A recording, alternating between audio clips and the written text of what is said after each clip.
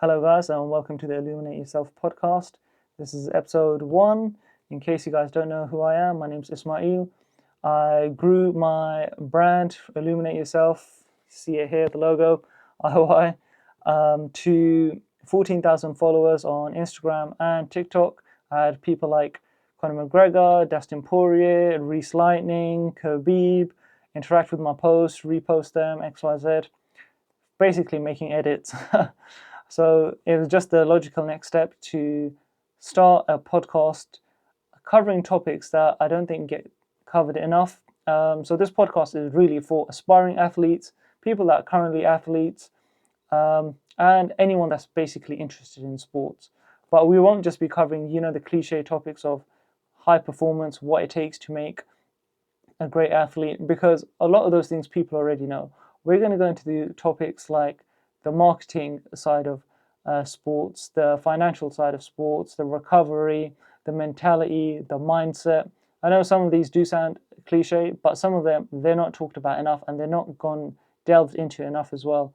For example, there are athletes that make way more money than some of the best athletes in the world. How is that? Simply because of marketing. They build their brand, and the gift of the gab gets them into places where, for example, some of the best in the world we've probably never heard of them. And it's unfortunate, but that's how marketing and that's how sports is. So I think it's interesting, and I think it's a topic that is definitely should be spoken about, because as a modern day athlete, you need to be aware of all these things. Speaking about financial side of things as well, how often do you hear some athletes that have made millions over their careers, and I'm on about not just tens of millions, hundreds of millions, and they still go broke by the end of their career. Within a year or 2 years of their retirement, they're trying to get back into the ring, they're trying to get back into the sport. They're selling themselves out, and you're like, why would you need to do that? Because of vultures and because of the lack of education in these areas. So my goal is to hopefully, having the pleasure and luxury of being able to study these sports, be around competitors, martial artists, XYZ, and being in different fields of sports as well, not just for you Americans that call it soccer, it's called football, being around that, being around martial arts, kickboxing, XYZ, Muay Thai, you name it. I think I have enough insights to be able to share with you guys on how to avoid certain traps in these fields and how to actually grow your brand. So what I specialize in is social media marketing. So hence, obviously, I can help in that side of things. But I plan to bring on specialists on this podcast as well, competitors, coaches, people that are within the industry, within the fields. And obviously, the more I grow, the better guests I can bring in. I don't plan to make any money off this brand in regards to like monetizing my audience. I want to be monetized just from my podcast. I want like YouTube to pay me. I want TikTok to pay me, XYZ. That's where I want to make the money from doing this, not from my audience. For you guys, I just want you to be able to learn from this, grow from this, and be able to help others, especially as parents. I can imagine there's a lot of parents out there that, you always have the dream of wanting your kid to be a sports athlete, XYZ, especially if you couldn't do it. I'm not a parent myself, but I've had younger brothers that I've always wanted them to do better than me in sports. And I've been very fortunate where they have been better than me. They are better than me. Not in everything, still got my little striking here and there that I'd say I'm better than them at. But for example, some of them are miles ahead of me in football, miles ahead of me in jiu-jitsu. So I think it's good to have this education and have the knowledge to know what it takes, not just from a young age, but how we can be better and how we can help ourselves as future athletes, future generation level up. Because it shouldn't be that from the time of Mike Tyson, who made 500 million in his career, went broke, till now we still have rumors about Mayweather after he made half of what Mike Tyson made in one fight, and there's still rumors about him having to come back into the ring to do exhibition fights. Now, whether these rumors are true or not, the fact that they even exist is already a problem. How can you have rumors from one of the most famous athletes on the planet and one of the most highest earning athletes on the planet? Of course, you have athletes that have done it right, like your Cristiano Ronaldo's, your Lionel Messi's. Who else can I think of from the top of my head? Those two are the ones I can think of clearly. But yeah, them guys, they made a ton of money, and you don't hear nothing about them, going broke anytime soon or having to do anything ridiculous. Like, we had to have Jake Paul and Mike Tyson fight. God knows for a reason, but money was behind that for sure. So yeah, I think if this is something that you are interested in, you obviously drop a follow, drop a subscribe, blah, blah, blah, the usual nonsense. But yeah, if there's anything in particular that you want covered, even from like things like training plans, what the best routines are. Obviously, every sport varies and every sport has its, little quirks and things that you need to focus on specifically.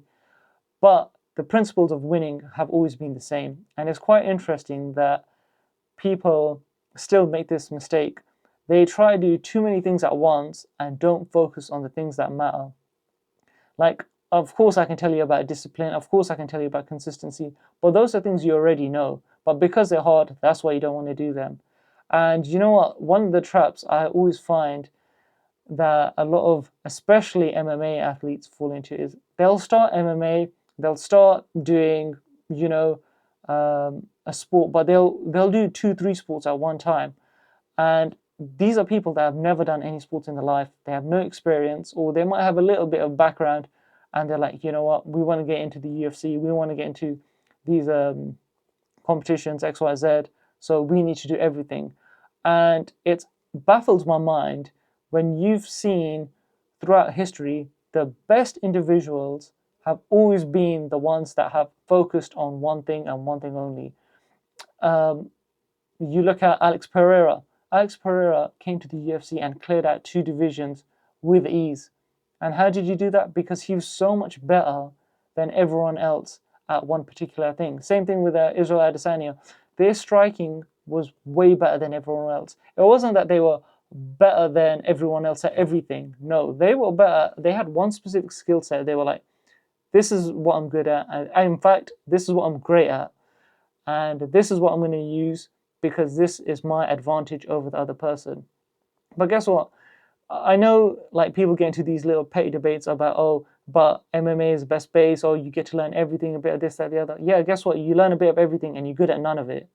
So as soon as you come across someone that is actually experienced, that's been training in this field for a good 4, 5, 6, 7, usually the guys that make it to the top, they've been training for 10 years plus in one particular field. If you don't want Alex Pereira as an example, you only have to look back at Khabib, not too long ago retired.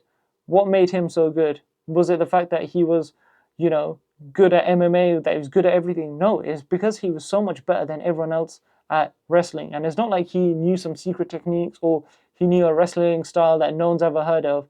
It was universally known, but it's because he was so much better than everyone else that allowed him to take it to the next level. I'll take you back even further for the old school guys. You look at Royce Gracie. Royce Gracie dominated the UFC when he came. Why? Because he was so much better than everyone else at groundwork.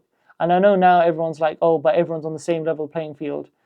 Oh, wake up, open your eyes, look at the guys that are the best.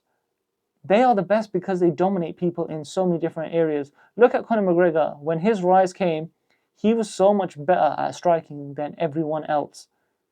It's only when other guys started catching up, obviously against Khabib out-wrestled him, as always. Some may even argue outstruck him, but I'm not going to get into that debate. That's up to you guys. But yeah, the best and the elite at anything, they're so much better than everyone else at everything. And then obviously you have your greatest of all times, people say about Jon Jones. But the thing about Jon Jones is he is good at everything and it shows. But even with Jon Jones, when he's been in trouble, what has he reverted back to? What has been the one thing that gets him through? His wrestling. His wrestling is the thing that makes him better than everyone else. When he's tired, when he's been through those absolute wars, it's been his wrestling that's been able to carry him through, that's helped him survive, get through those tough moments. So if you are someone that's new to doing any sport, focus on one thing, focus on the basics.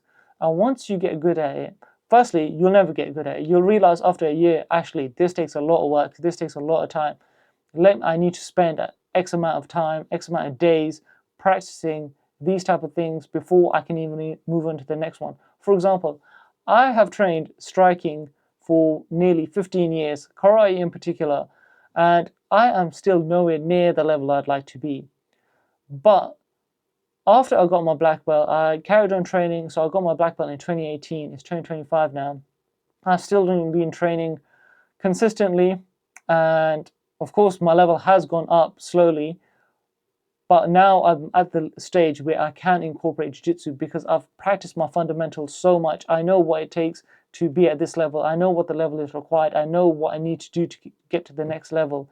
The basic principles and the fundamentals are the same. So now I take that mindset. I know how to train. I know how to push myself. I know how to train alone. I know what things I need to work on. Of course, I'm not saying I'm good at jiu-jitsu. I'm awful. I'm just a one-stripe white belt. But the concepts that I've learned are the same. The principles are the same. The dedication needed is the same. So that's what I mean. When you go into something new, you can't go into multiple fields in one go.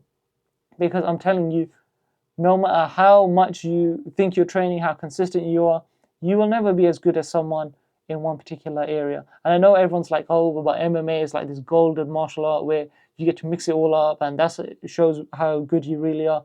It really doesn't, because the guys that are the best and the ones that are dominating, they are better than everyone else at one particular thing, and then they use the other things, like, let's say I'm good at striking.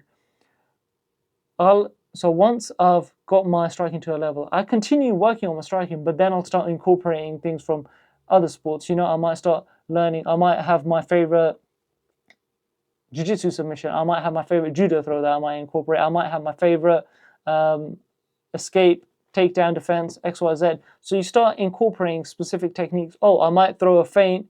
Now that I'm good at jiu-jitsu or I'm learning jiu-jitsu, I might start throwing a level change in. And as I throw the level change in, I might throw an overhand instead. So it's these type of things that take you to the next level.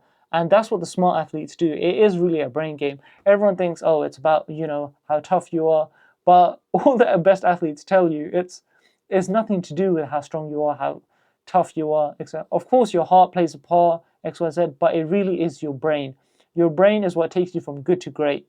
And it shows because the top athletes, they are quite intellectual. They study the sport and they're able to adapt mid-fight. One of the things you'll see, like, especially with the lower ranked guys, which is very, very infuriating, is these guys, let's say they're having a UFC fight, 3-round, 15-minute fight.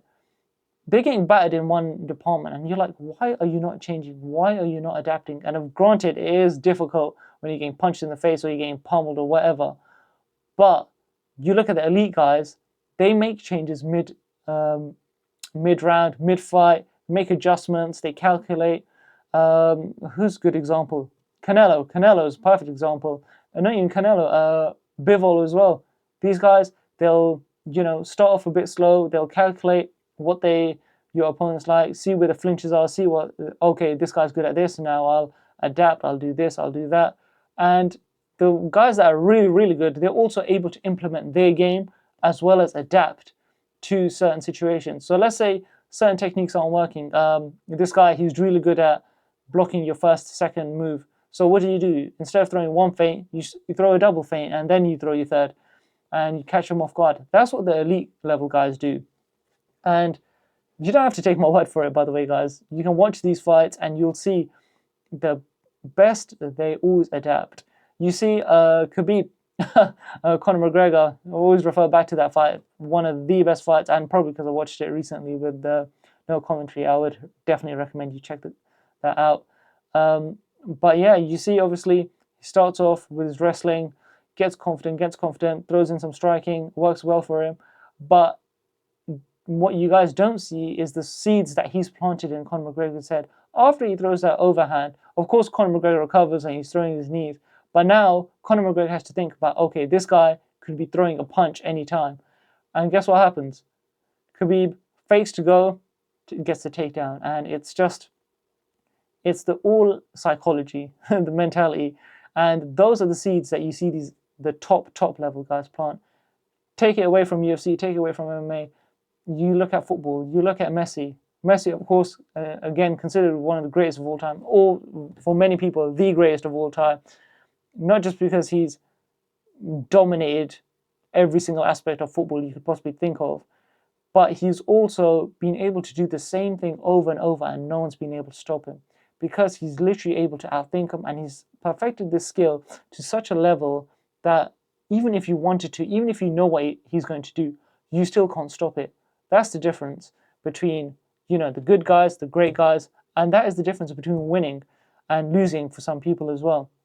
Like, let's say, of course, you might win against other low-level guys. If you're an MMA guy, you've done 1 year of training and you train against another MMA guy of 1 year, and yeah, you beat him.